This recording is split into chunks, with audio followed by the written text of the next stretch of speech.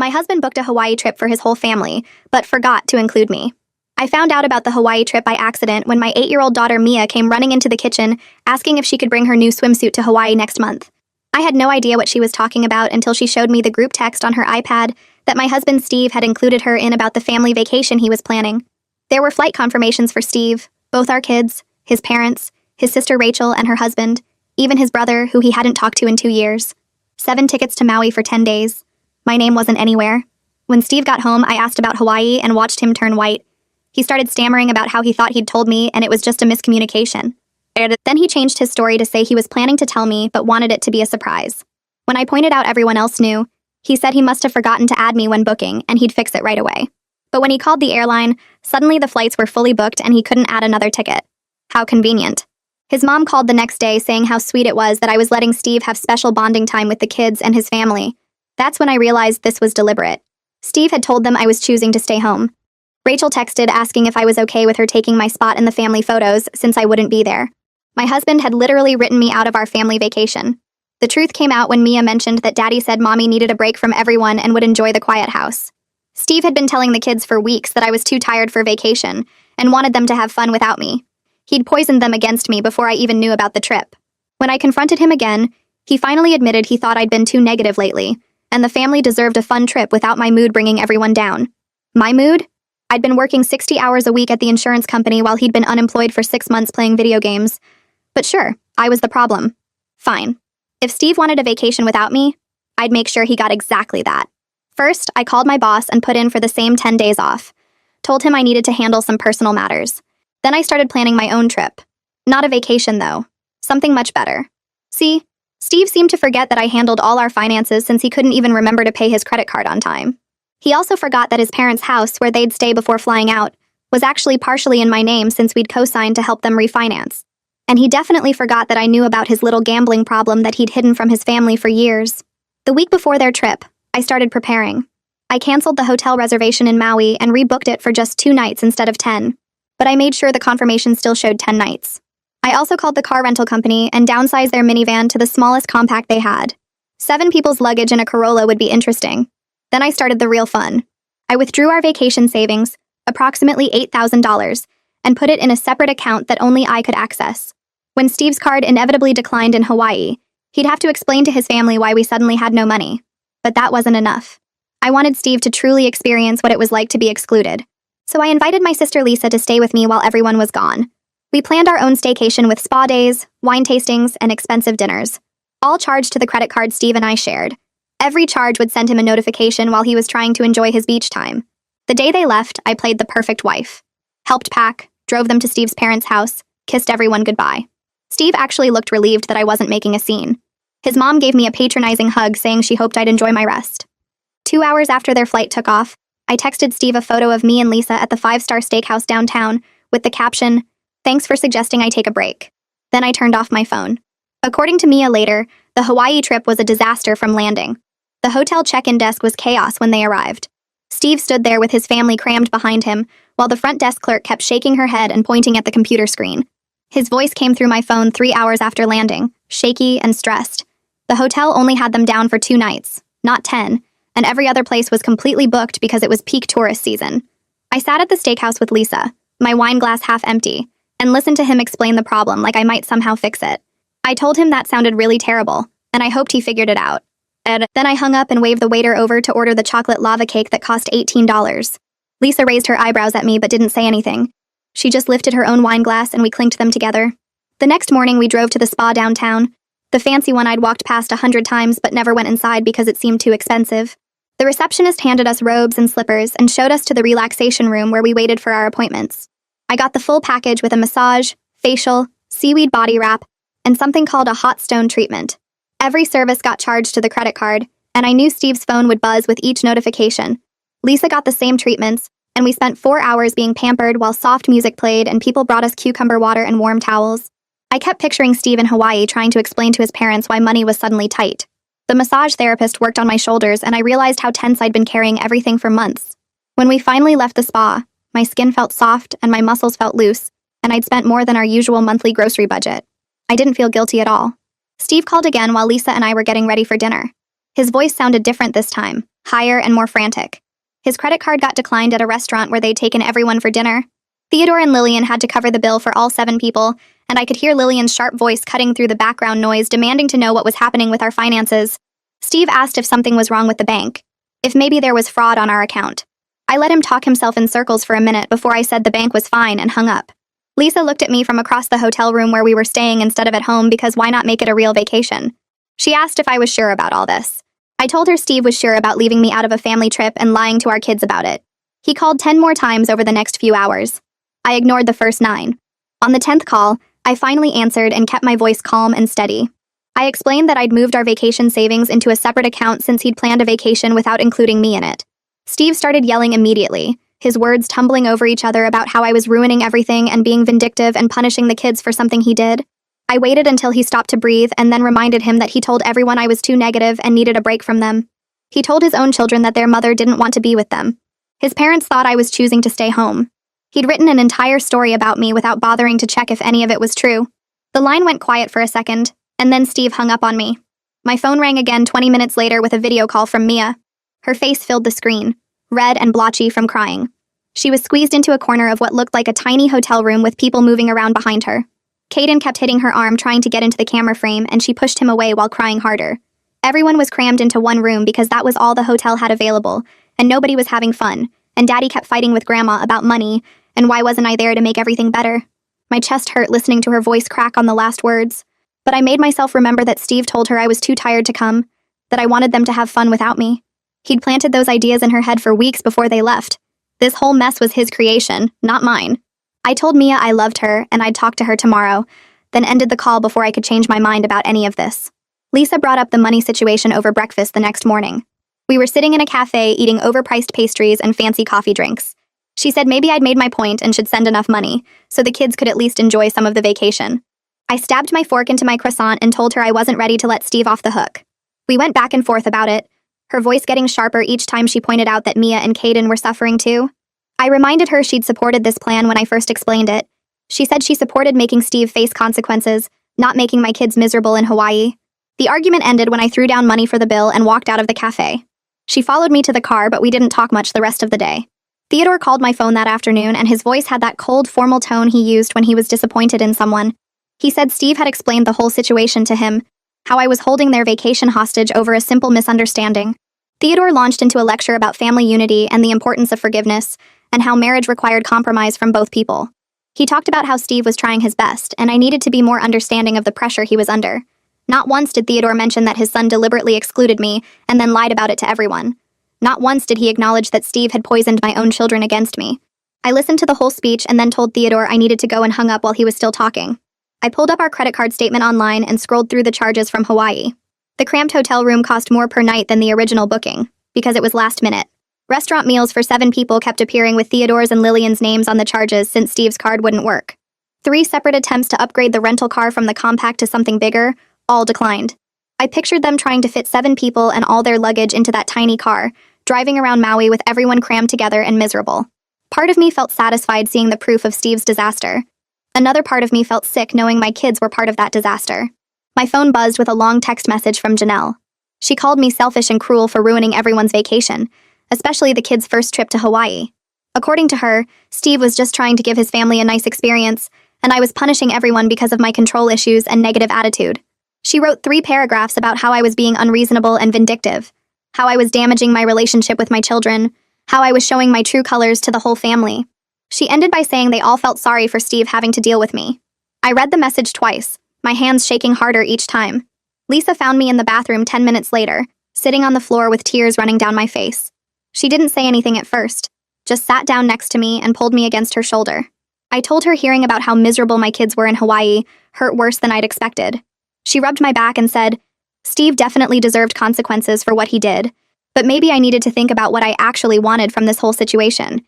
Did I want Steve to suffer? Or did I want my marriage and family to survive this?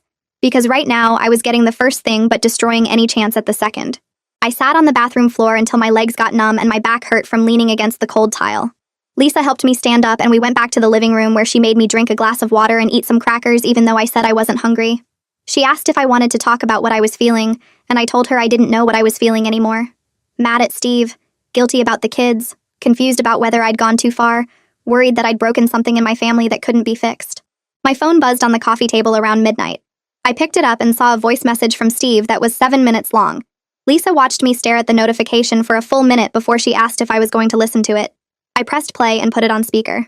Steve's voice came through rough and tired, like he'd been crying for hours. He said he was recording this at 2 a.m. Hawaii time, and everyone else was finally asleep in their cramped hotel room.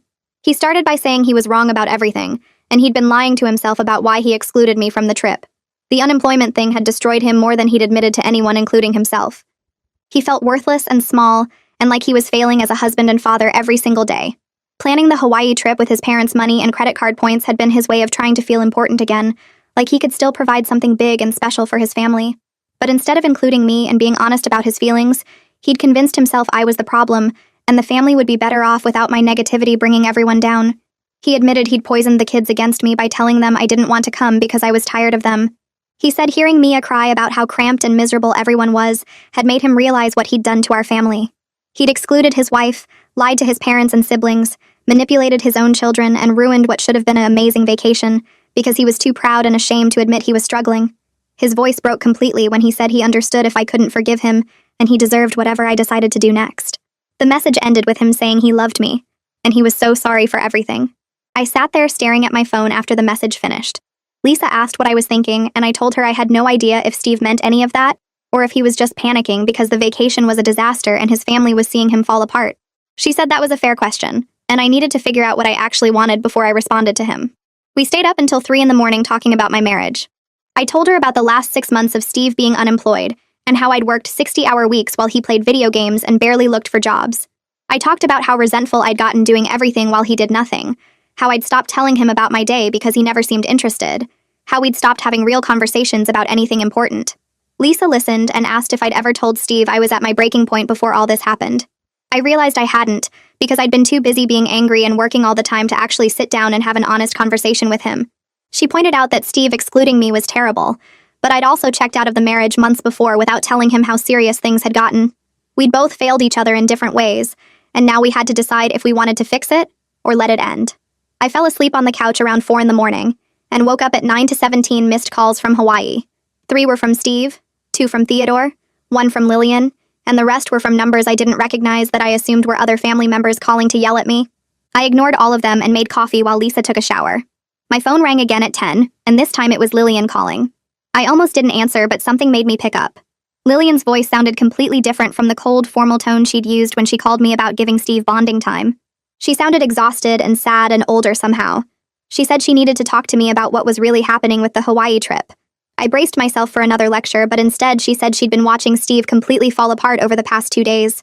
She'd seen him crying in the bathroom, snapping at the kids, unable to sleep or eat or enjoy anything about the vacation. Yesterday he'd finally broken down and told her and Theodore the truth about why I wasn't there. He'd admitted he deliberately excluded me and lied to everyone about me choosing to stay home because I was negative and tired. He'd confessed to telling the kids I didn't want to come because I didn't love them enough. He'd explained about losing his job and feeling worthless and trying to prove he could still provide something by planning this trip without me. Lillian said she felt terrible for believing Steve's story about me being negative and needing space. She'd called me to say how sweet it was that I was giving Steve bonding time, when really I'd been completely excluded and lied about to my own children. She apologized for not questioning Steve's version of events, and said she should have known something was wrong when he seemed so relieved I wasn't making a scene at the airport. She asked if there was any way to fix this mess, or if Steve had destroyed our marriage completely. I told her I didn't know yet, and I needed time to figure out what I wanted. She said she understood, and she hoped we could work things out, because she could see how much Steve loved me, even though he'd made terrible choices. We hung up, and I felt even more confused than before. An hour later, my phone buzzed with a video call request from Steve's phone. I answered it and saw Mia's face filling the screen instead of Steve's. She was sitting on a beach towel with her hair wet and sandy, and she looked so small and sad that my chest hurt. Caden appeared next to her, and they both looked at me with these guilty, worried faces. Mia asked if I was mad at them for going to Hawaii without me. I told her I could never be mad at her or Caden for anything Daddy planned. She started crying and said Daddy told them I didn't want to come because I didn't love them enough to take a vacation with them. She said she'd believed him because Daddy seemed so sure, and now she felt bad for not asking me if it was true. Caden said he'd been mad at me the whole plane ride for not wanting to spend time with them. Hearing my 8-year-old daughter say she thought I didn't love her enough to go on vacation broke something deep inside me. I realized Steve's betrayal went so much deeper than just excluding me from a trip. He'd actively poisoned my relationship with my own children by making them believe I'd chosen to abandon them. He'd planted doubts in their minds about whether their mother loved them. That felt worse than anything else he'd done. I told Mia and Caden that I loved them more than anything in the world, and I would always want to spend time with them no matter what anyone said. I explained that Daddy had made some bad choices about the vacation, but none of it was their fault, and they didn't do anything wrong. Mia asked why Daddy would lie about something like that, and I told her Daddy was going through some hard stuff and made mistakes, but we'd figure it out as a family. We talked for 20 more minutes about their trip and what they'd seen in Hawaii, and I tried to make them feel better about everything. After we hung up, I went to my bedroom and cried for an hour. Lisa knocked on my door around 1 in the afternoon and said she had to leave because she needed to get back to work in the morning. Before she left, she hugged me tight and said whatever I decided about my marriage, I needed to make sure Mia and Caden knew none of this was their fault. She was right, and I spent the rest of the day thinking about how to protect my kids from the damage Steve and I had done to our family. I thought about what kind of example I was setting for them by seeking revenge instead of trying to fix problems. I thought about what they'd learn about marriage and conflict from watching their parents destroy each other. I realized I'd been so focused on making Steve suffer that I hadn't thought about what my actions were teaching our children about how to handle hurt and anger. Around 6 that evening, I logged into our bank account and looked at the balance in the separate account where I'd moved our vacation savings. I thought about Steve and the kids stuck in that cramped hotel room with his parents and siblings all crammed together and miserable. I thought about Mia's face on the video call asking if I was mad at them. I thought about what Lisa had said about making sure my kids didn't remember their first Hawaii trip as the vacation where their parents' marriage exploded. I transferred $4,000 back into our shared account, enough to cover a decent hotel for the remaining 5 nights, and some activities for the kids, and decent meals for everyone. It wasn't about forgiving Steve or letting him off easy. It was about making sure my children had at least some good memories from this trip, instead of just remembering everyone being cramped and fighting and miserable. I kept the other $4,000 in my separate account, because I still didn't trust Steve completely, and I wanted to make sure I had money he couldn't access if things got worse. 20 minutes after I transferred the money, my phone rang with Steve's number. I answered and heard him sobbing so hard he could barely talk. He kept saying thank you over and over and asking if this meant I was willing to work things out. I cut him off and told him we needed to have some serious conversations when he got home. I said we needed marriage counseling and he needed to tell his entire family the complete truth about why I wasn't invited and what he'd told the kids about me. I said I needed to see real changes in how he handled our relationship and our finances and his job search. I told him I wasn't promising to forgive him or stay married to him, but I was willing to try counseling and see if we could fix what he'd broken. Steve agreed to everything immediately. He said he'd tell his family the whole truth today, and he'd find a counselor as soon as they got home, and he'd do whatever it took to prove he could change. I wondered if he actually meant it, or if he was just saying what I wanted to hear because he was desperate and embarrassed. I told him I'd talk to him when he got home and hung up before he could say anything else. 2 hours later, Steve texted me that he'd moved the family to a better hotel with actual rooms for everyone, and they were going to try to salvage the last few days of the trip. He sent photos of Mia and Caden finally smiling at the beach building sandcastles and playing in the waves. They looked happy and relaxed for the first time since they'd left, and I felt relieved that at least they'd have some good memories from Hawaii. My phone buzzed with a text from Janelle that was much shorter than her previous angry message. She said Steve had confessed everything to the whole family, and they were all shocked he'd lied so much about the situation. She apologized for calling me selfish and cruel without knowing the full story. The apology felt more like something she had to send, because Steve told her to, rather than something she actually meant, but I appreciated it anyway. I spent the next 4 days working normal hours for the first time in months. I left the office at 5 instead of 8 or 9, and I didn't check my email after dinner. I went to the gym and met a friend for coffee and cleaned out my closet, and did all the things I never had time for when I was working 60-hour weeks. I thought a lot about what I actually wanted from my life and my marriage. I realized I'd been so busy being the responsible one and resenting Steve's unemployment that I'd never told him how close I was to my breaking point before any of this happened. I'd let the resentment build up for months without having honest conversations about how overwhelmed and angry I felt. Steve excluding me was terrible and unforgivable in a lot of ways, but I'd also failed to communicate how serious our problems were before they exploded. We'd both made mistakes, and now we had to decide if we wanted to fix them or give up. The day Steve and the kids were supposed to come home, I cleaned the whole house and made their favorite dinner and tried to prepare myself for whatever happened next. I heard the car pull into the driveway at 6 and my stomach twisted into knots. The front door opened and Mia ran inside first.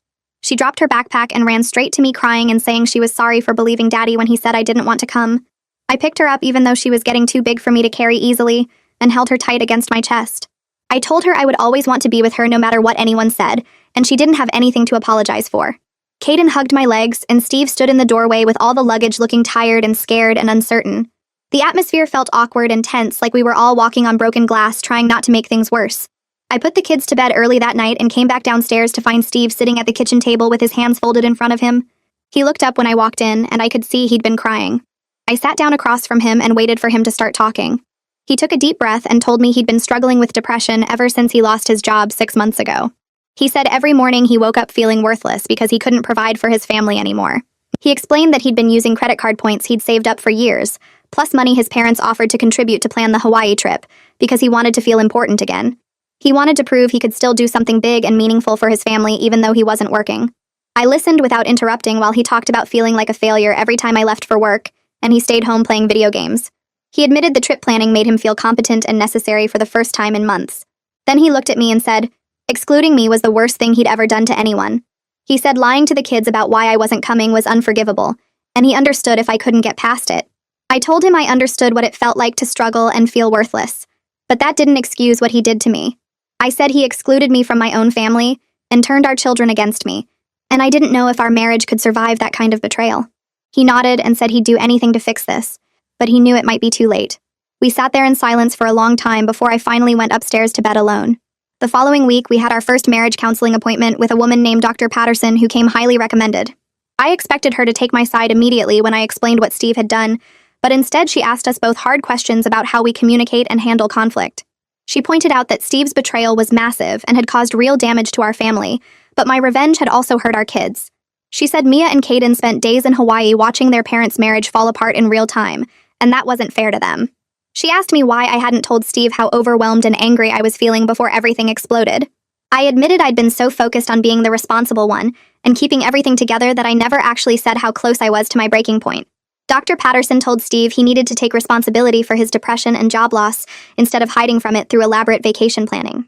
She told me I needed to communicate my needs clearly instead of letting resentment build up until I wanted revenge. By the end of the session, we were both exhausted and neither of us felt vindicated. Dr. Patterson scheduled us for weekly appointments and told us we had a lot of work to do if we wanted to save our marriage. 2 weeks later, Steve got a call from a company where he'd interviewed 4 months ago. They were offering him a position with good pay and benefits starting in 2 weeks. He hung up the phone and just stared at me like he couldn't believe it was real. I could see he was nervous about whether I'd believe he was actually changing or if I thought this was just another temporary fix. Honestly, I wasn't sure what I believed yet.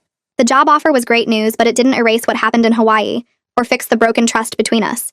I told him I was glad he'd be working again and contributing financially, but we still had months of counseling ahead of us. He nodded and said he understood he had to prove himself over time, and not just with one job offer. I agreed to keep going to counseling and see if we could rebuild something real, instead of just going back to how things were before. He accepted the job that afternoon, and I felt a tiny bit of hope for the first time since I found out about the Hawaii trip. 3 months later, our life looked completely different. Steve was working full-time at his new job and actually seemed to enjoy it. He came home at reasonable hours and helped with dinner and homework without me having to ask. We were both in individual therapy plus our weekly couples counseling with Dr. Patterson. The biggest change was how we talked to each other now. We had hard conversations about money and responsibilities and feelings instead of letting things build up. We sat down with Mia and Caden and explained in ways they could understand that Mommy and Daddy had both made mistakes and hurt each other, but we were working to fix it. Mia asked if we were getting divorced, and I told her honestly that we were trying very hard not to. We started planning a real family vacation for next summer, where everyone were included from the start. Steve showed me the resort options and asked my opinion on everything. Things weren't perfect, and I was still hurt by what he'd done to me. Some days I looked at him and felt angry all over again about being excluded and lied about, but I could also see he was genuinely putting in the work to change. He went to therapy every week and took his antidepressants and showed up for our family in ways he hadn't before. Our marriage had survived, but it wasn't the same marriage anymore. It was built on honesty and accountability now instead of me just holding everything together while he coasted along. I didn't know if we'd make it long term, but for the first time in months, I believed we had a real chance.